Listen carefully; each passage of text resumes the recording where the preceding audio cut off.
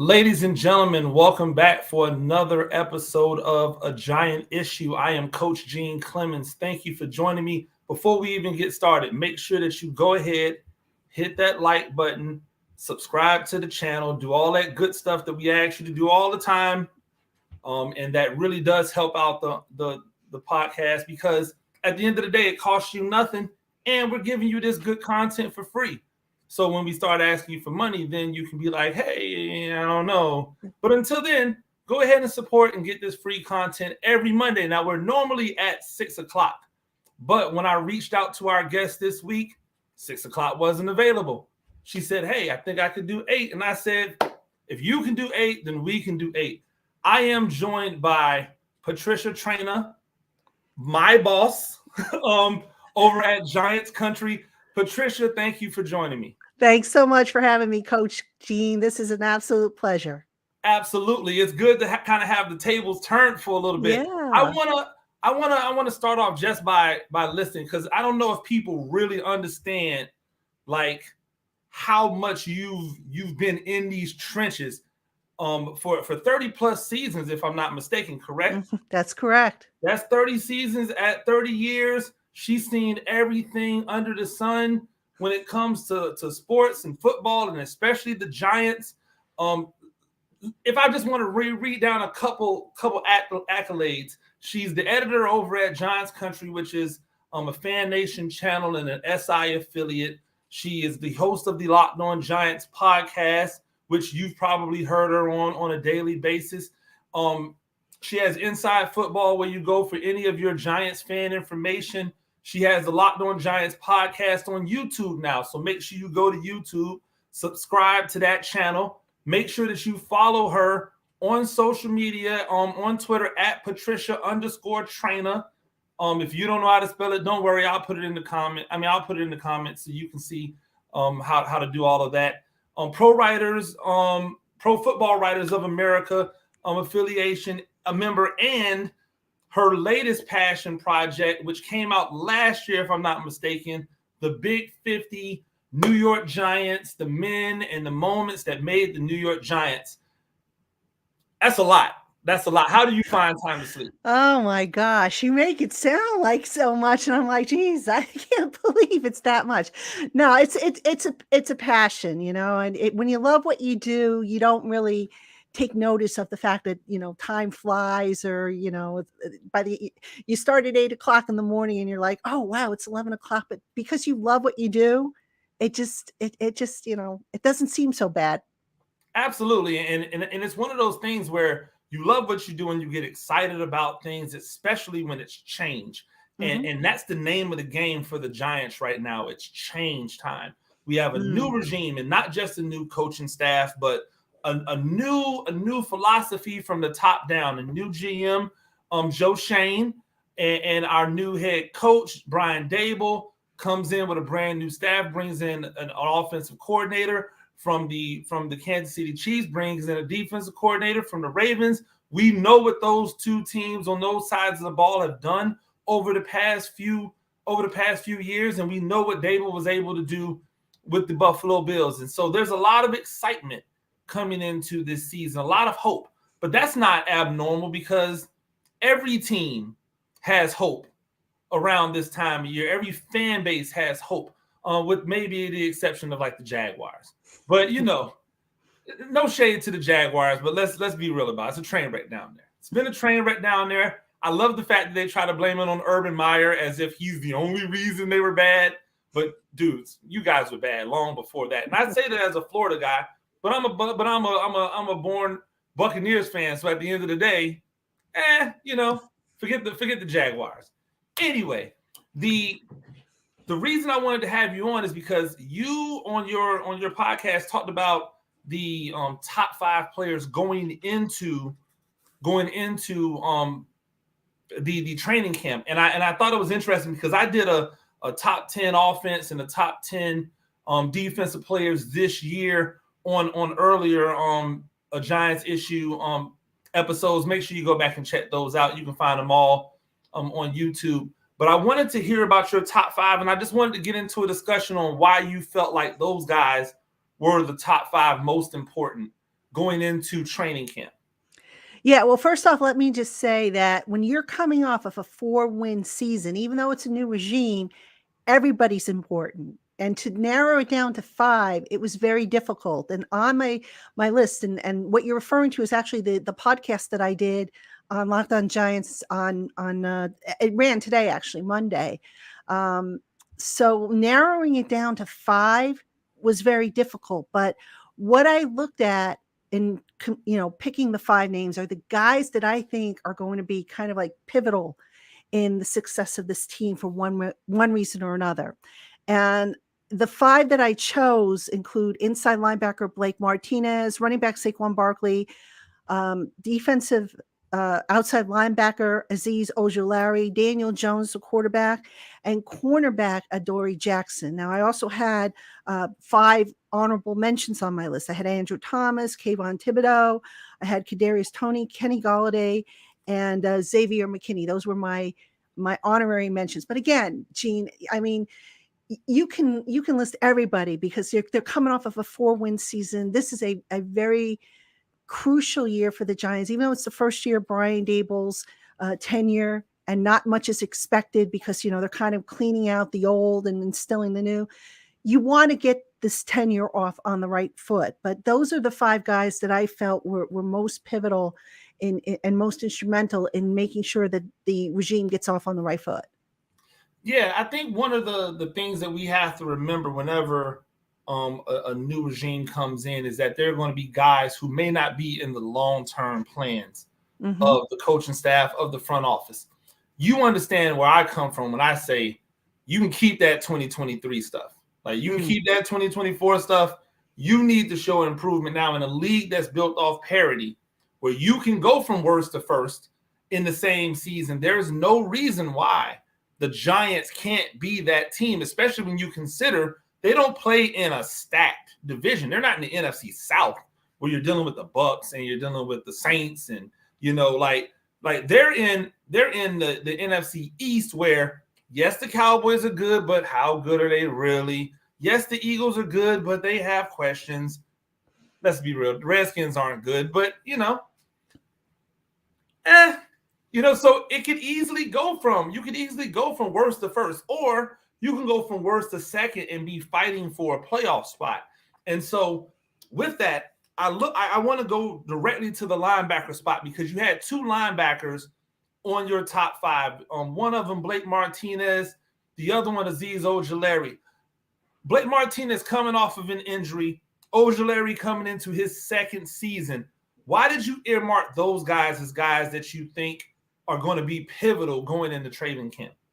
Well, Martinez for a couple reasons. Number one, I felt that the run defense really suffered without him last year. I mean, Martinez is a guy, as you know, he can come up and he can fill holes. He was the leading tackler a couple of years ago. Very smart linebacker, a guy who I know when the Giants initially signed him, a lot of people are like, what are they thinking? This guy's no good. And then when you come to find out that in Green Bay, he was asked to be the cleanup guy as opposed to the attacker. And then you see him attack, you realize he's maybe a little bit better than you thought he was. So I just felt with, a new defense coming in and Coach Wink's defense can be very complex. If you don't know what you're doing, it's very easy for there to be a breakdown. So you're going to need somebody to kind of settle things down, direct traffic back there. And I just felt that Blake Martinez, he has high football IQ. He's just, quick to process and everything like that. I just felt he was a very pivotal guy on the defense. And that's why I added him, in my top 5. For Ojulari, a little different situation. This young man was the leader in sacks last year. And he did that, 8 sacks, basically with not having a Batman, so to speak. I mean, he had Leonard Williams, but Leonard Williams was kind of handled up front, didn't have quite the same production he had the year prior. So you look at what Azeez Ojulari was able to do all by his lonesome, really. And now you have Kayvon Thibodeau added in. Leonard Williams is back. You're going to have maybe Quincy Roche in there. You're going to have Ellerson Smith in there. You're going to have some more pass rush guys in there. Jihad Ward, let's not forget him. And my gosh, the possibilities are limitless. I mean, I could potentially see Azeez Ojulari getting double-digit sacks because of all the added, guys in the pass rush. Now it becomes a case of pick your poison. Who are you going to double up? And if you're going to double somebody up, somebody's going to be singled, and chances are that person's going to have the advantage in their one-on-one. Absolutely. I do take some numbers though, because I want to go back and kind of play devil's advocate on your two guys. Blake Martinez is still, in my opinion, still can play at high level when it comes to the run game. Mm-hmm. I feel like he's a coverage liability. And matter of fact, that's where he hurt himself last year, trying to cover a guy getting out into the flat. Is it going to be a situation where his value is diminished because you're going to see him come off the field because he's probably not your prototypical 3-down linebacker anymore? Is that a possibility, especially when we know how Wink likes to, kind of platoon guys in and out and put them in the best position to be successful with what they do best? Could it be a situation where less might be more for Blake Martinez, but because he's doing less, he may not be able to put up the same type of numbers he was putting up before he went out with the injury last year? Oh, absolutely. But also you got to remember, right now there's some questions about the back end of the defense. And, I just get the impression, and you're a coach, you can tell me if I'm wrong here, but sometimes it takes for the pass coverage a little longer to gel as opposed to the run defense. So, what do coaches always say? They say you got to stop the run because the run, a lot of coaches feel the run sets up the pass. So I could see a scenario where maybe Blake gets more snaps early on until that coverage really comes together. Because you got to remember, you're going to have a couple new pieces back there starting. You're going to have potentially Aaron Robinson's projected at cornerback for James Bradbury. You're going to have Julian Love, who's projected to start in place of Logan Ryan / Jabril Peppers. You're also going to have a bunch of sub packages because Coach Wink, like you said, likes to mix and match and whatnot. But at the end of the day, you do have to address the run. You can't just say, oh, okay, we're going to constantly play for the pass. We're going to constantly rush the passer and drop all our guys into coverage. You do have to allow for the run. And there are going to be teams that are going to try and run against the Giants who, last year, the Giants finished 25th against the run. I think it was something like, I want to say 120 some odd yards or something like that. The year before, they were 11th against the run. And they allowed 111.1 yards per game. So there was a drop off. And I think, you're right. There's a possibility Blake Martinez, isn't going to be a 3-down linebacker anymore. Absolutely. But I do think he's going to get a fair amount of snaps, probably just not as many as he did in the past. Absolutely. And with Ojulari, with all due respect to 8 sacks, because 8 sacks, that's 8 sacks. There were some spurts, right? And so we saw times where he looked really, really twitchy, really, really athletic. And then he had periods of time within the season where he just was non-existent. I think that a lot of that came because with what they were doing, a lot of it was him being asked to put his hand on, his hand in the dirt and play almost as a legitimate defensive end, which I just think for him and for Carter Coughlin was never going to be the best way to use them. So now that we're getting back to a situation where he could possibly be playing more legitimate edge rusher, outside linebacker, where he's not having to take on tackles and guards, do you think that's going to help the production be more consistent, even if we're not talking about the added help that he has on the other side? Yeah, absolutely. Look, it's all about putting these guys into position to do what they do best. And sometimes, and I've said this before, previous coaching staff sometimes say, you know what, we think you can do this because it fits what we want to do, as opposed to just being honest with themselves and saying, you're not really a fit to put your hand in the dirt, Azeez, but we're going to ask you to do it anyway because, that's what we believe in.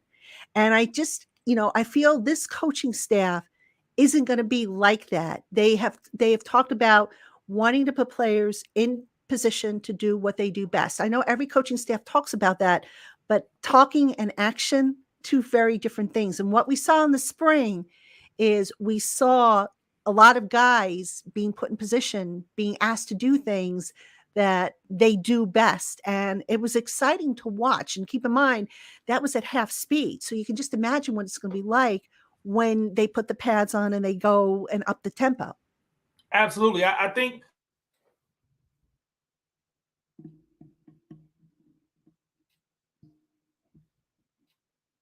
great job. I think he's going to do a great job in not Oakland, excuse me, in Las Vegas with the Raiders. But it is a philosophy thing, and he believed in putting a lot of those smaller, quicker, twitchier guys. He had a lot of success with using Lorenzo Carter like that, and I think he thought Azeez would be the same type of guy. But I don't think Azeez is the same type.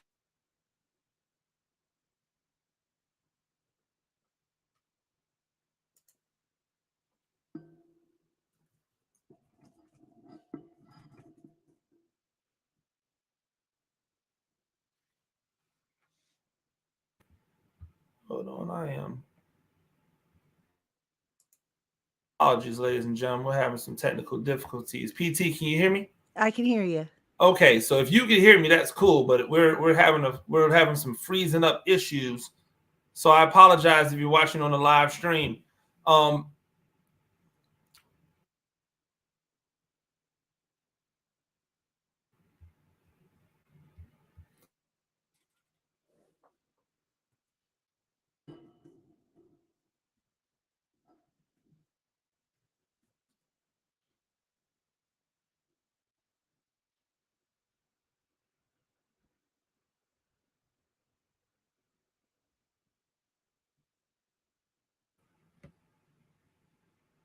And PT, are we back? Can you hear me? You're back, yep. Okay.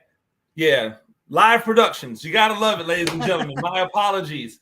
One of the things I was saying is that I think that, the way that Patrick Graham went about things, he thought that Azeez could be very similar to Lorenzo Carter, but I think they're different types of linebackers. Lorenzo Carter being more of your prototypical old school strong side outside linebacker where he could come down and play a legitimate like 8 technique, head up on the tight end, where Azeez is really your prototypical 3-4 weak side linebacker, where you've got him coming and really being that heat off the edge that we've seen from so many other people. So it'll be interesting to see how he gets used in this new defense, because we know one thing: Wink won't ask him to do things that he's not good at. He'll only ask him to do, which again, I think in some respects might mean less snaps for certain guys, but I think more production, because when he's in, he knows exactly what his job is. A couple of other guys that you were talking about on there, that you think are real factors as far as how this team is going to get off in training camp. What are some of those guys on that top 5 that you really think, like, if they start off strong in training camp, it could be a good beginning for the Giants going into the regular season? Well, my other 3 were Saquon Barkley, Daniel Jones, and Adoree Jackson.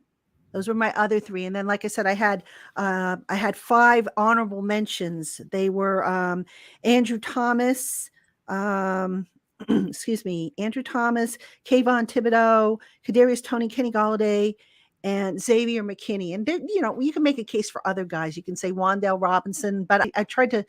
I didn't really want to go with rookies. I wanted to go with guys that really need to, step up, because rookies, that's obvious. But I felt Saquon was even though Saquon's an obvious one, that was a big one for me, because just watching how they're using Saquon, they are getting back to using him the way he was used as a rookie when he had that big season, over 2,000 yards from scrimmage.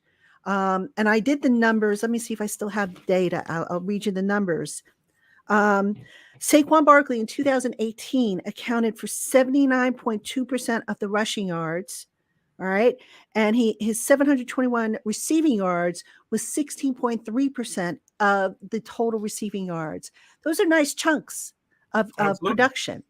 So the Giants 91 receptions that year too. Yes, 91 receptions. 91 I think he had over He had over 100 pass targets too, if I'm not Mhm. mistaken.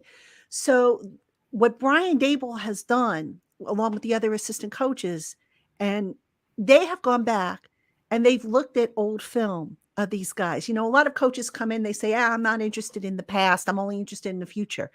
Well, you sometimes have to go back and look at the past to learn, you know, to get clues. You know, you can't totally throw the past away. There is information to be had that you can use to build your team moving forward. That's what Dable did. All right. So he looked at Saquon Barkley and said, hmm, this guy can, you know, be a matchup nightmare for linebackers and smaller defensive backs. Why are we sending, you know, why are they sending him up the middle into the teeth of the defense, you know, as opposed to getting him out into space where he can have a better matchup? So there's going to be instances, I think, where you see Saquon being sent up the middle, but probably not as often as we did, you know, in prior years. I think one thing we have to remember, and again, I always want to be fair. The old regime didn't have a lot of Saquon Barkley. Yes. Like the old regime got Saquon Barkley for a season. I'm sorry, they got Saquon Barkley, um, and then He had the injury.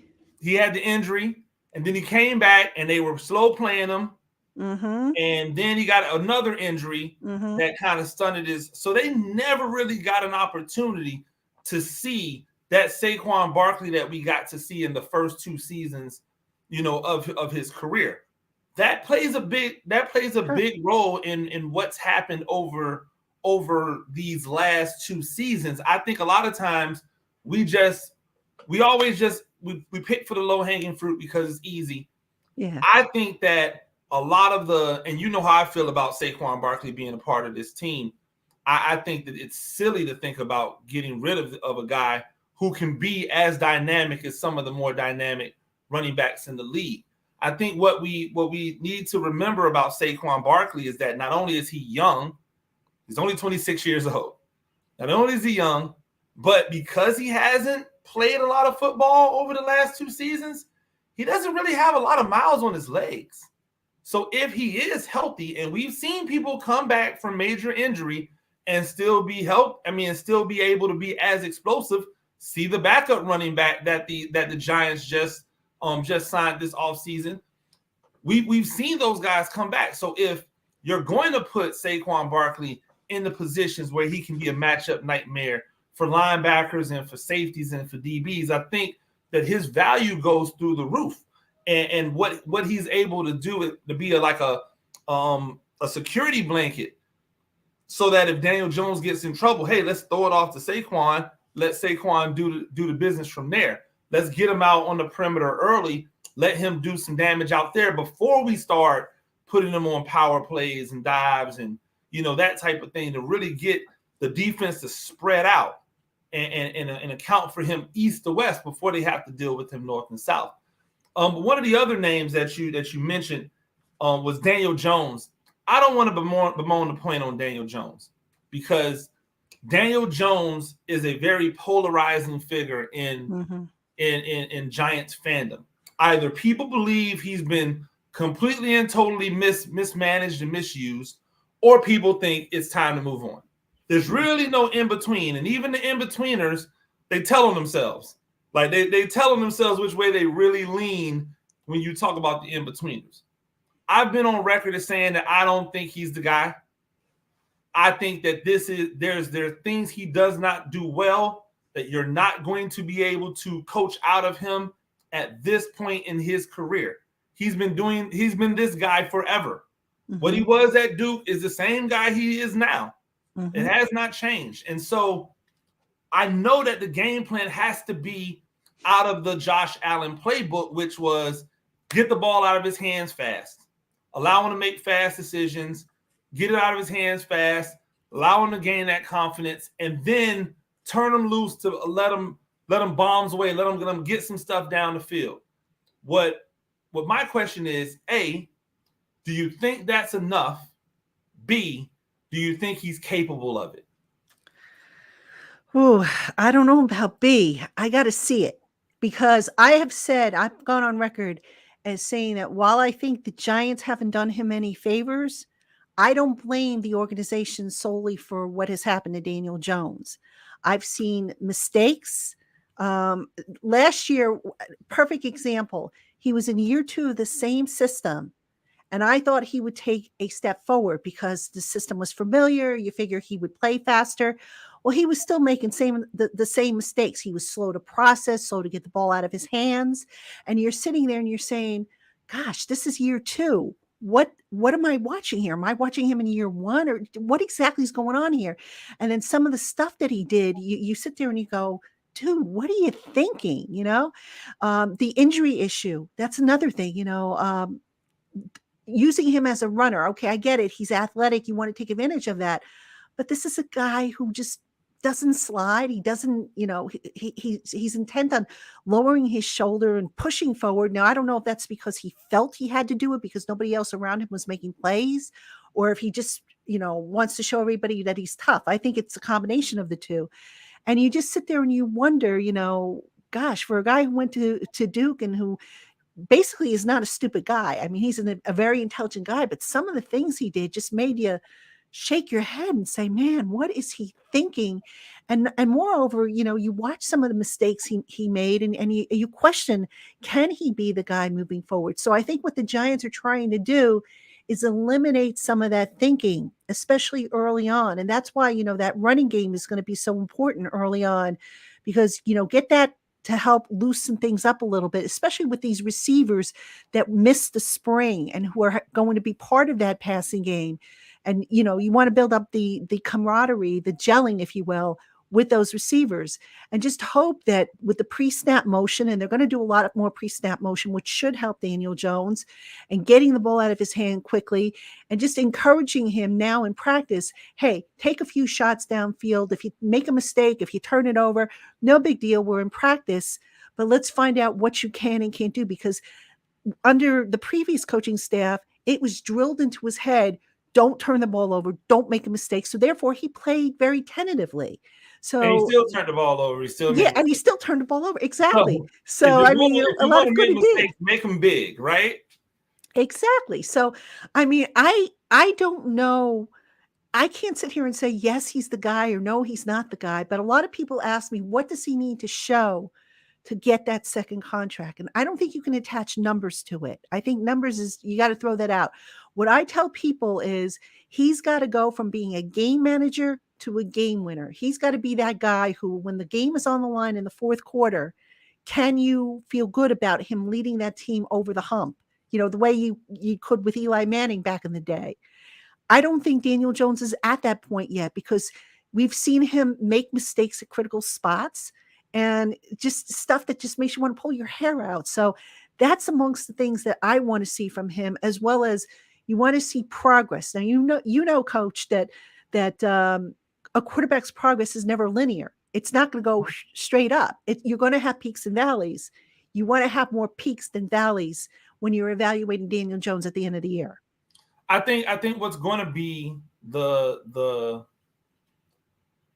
I agree with you that numbers are not the way to do this, because there's a chance that Daniel Jones could go out there this year and put together a season where he throws 20 something touchdowns and he for 4,000 yards, and people go, oh well, this is the, but then when you look at it compared to what others are doing and the outcome of the game, you're going to be like, do I want to attach now $30 million a year to that?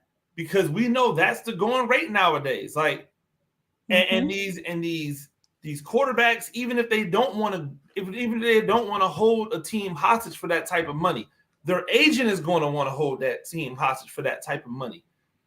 I think that this is Daniel Jones.